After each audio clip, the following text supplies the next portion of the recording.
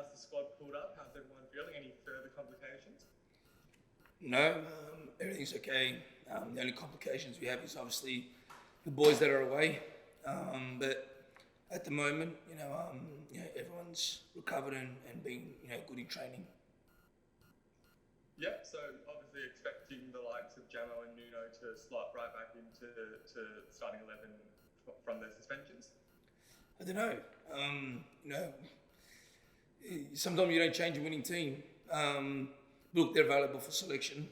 They're off their red cards and suspensions, so they've been training well this week. So, like I said, I'll need to see after training today and to see how everyone pulls up, and then I'll make my decision tomorrow.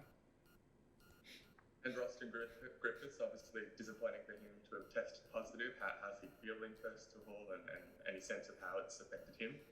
Yeah, look, he's recovered okay. I think it's just his taste that is the only thing that's affecting him. But in terms of training, he's been good. Obviously, again, the virus affects people in different ways. So he's been okay, to be honest with you. All right, and I know we keep asking you about it, but Curtis Wood, is any further updates on his progress? Again, Curtis will take some time, I think. He's trained sort of this week. He's improved, but he's not ready to be involved yet. So it's just one of the things we deal with, and hopefully he can be back soon. But I think he will take some time. And then obviously one of the good stories for you guys from last week was Carl Jenkinson coming in, scoring, having that impact. How's he gone in his first week? Are his fitness levels high and healthy? Yeah, look, I think with Carl, he's adapted really well. The move down here has just been really quick, but he's adapted really well.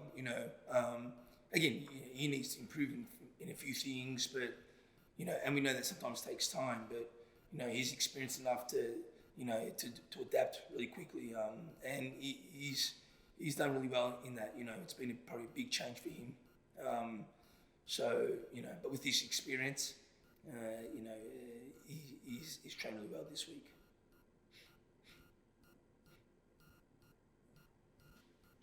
And so obviously last week was the major challenge with all the defensive structures and needing to reshuffle and mix and match. And I know that you were really happy with how your team adapted to that. Whole new challenge this week, missing the four attackers. Are you confident that your team can equally adapt and be flexible at that end of the pitch? Look, we've got no choice. We have to. So, it's an opportunity for some certain players to get a chance. Who that will be, I don't know yet. I'll need to see again after today's training. But it's an unfortunate thing that we have to deal with, and we do our best because we've got no choice. So we'll see after training and see how it looks.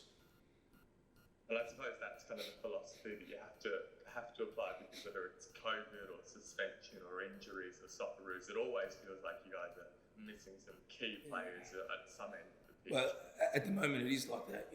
We've had COVID, we've had suspensions, and we've had Socceroos. All in the space of 3 weeks. What do? You can't really do anything. It's trying to do the best and adapting as best as you can to the circumstance. And I mean, you spoke about the opportunities that the missing out could create. Obviously, Jordy Boss had a fantastic game last week. Is it possible that we'll see him playing perhaps a bit higher up the pitch this week, as we've seen him earlier in the season? Yeah, look, it's an option. Jordy's quite versatile in those sort of positions. But look, it's one of those that I need to look deeply into, to see, how it looks, because again, it's a lot of changing around in terms of players missing. So, we have to look and see what the best option for us is.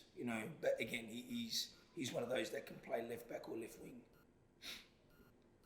And then just should be one of the last ones from me. Andy Naboot, obviously, he would, I presume, be quite disappointed to have missed out on selection for the Socceroos, whilst many of his fellow attackers at City got the call up. How's he responded? What's his attitude been like? Yeah, And look, what can we expect? again, I don't pick the team for the Socceroos. I can only control what happens here. And everyone wants to play for the national team. At any level. But Andy's character is really good. And everyone goes through sort of times like this. But he's speaking on the pitch, as you can see, and he's been performing really well. So, that's all he can do. So I'm happy for him, the way he's, dealt with, obviously, disappointment, maybe not getting picked. Again, it is what it is. You can't control that, but all you can control is his performances on the pitch, and I think he's doing that. So it sounds like he's got the right attitude about these things, and it's just you see in performances over 90 minutes. It's not really me talking about it; it's him showing you, and clearly you can see that. He's had some good games. You got it.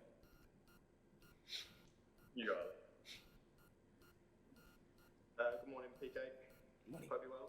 So much of your early season successes can be contributed to your scoring attack. I know we've mentioned the players you've got out, but you've scored the most goals in the league to date, which must give you a bit of confidence. Is it a concern that you've got so many attackers out with injury or with Socceroo selection, and how he looks to fill the void to cause problems to the West United defence? Look,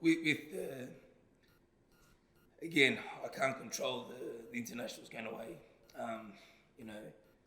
It's hard when you play in a season when there's no international breaks, and that's what we deal with. So we have to adapt the best way possible. How we break them down, it's we need to look at that and follow what we need to do in our process that we follow, and time will tell. But Obviously, sorry, go. No, go on. As you said, it's just one of those things that we have to deal with. Yeah, obviously the last game you played against West United didn't quite go to plan. What have you taken from that game earlier on in the season to ensure that the plan for this one might change and you get a different result? Well, I don't know if it didn't go to plan. It was one sort of counter attack, I think, for the whole game, to be honest with you. I don't think Tom really had to save a lot of chances, to be honest. The difference is, we had a full team then, and now we don't. So it's a complete different picture that you're facing, and a complete different problem that confronts you. So we need to see what the best thing for us is available for us to do, and again, we have to look at that and decide by tomorrow. Obviously, Carl Jenkinson coming in, vastly experienced players, played under some top managers. Obviously, a big coup for not only the team but the league. What has he brought to the dressing room, and how has he used his experience to help the rest of the team out? Look, I think his experience and leadership, for one, like you said, he's played under some big managers and at some big clubs. But you take that aside, and he's a good person. First and foremost, we have good people here. That's what we want, and he's a great person. Leads by example, hard worker, hard trainer, and that's what you want. And when people see or players see someone like himself doing it, it adds to us getting better. So look, we're very lucky to have Carl, and he's adapted really well. So again, there's a lot of things that he brings, but the first things first, he brings leadership, attitude, and he's a good guy, and that's what we want at this club.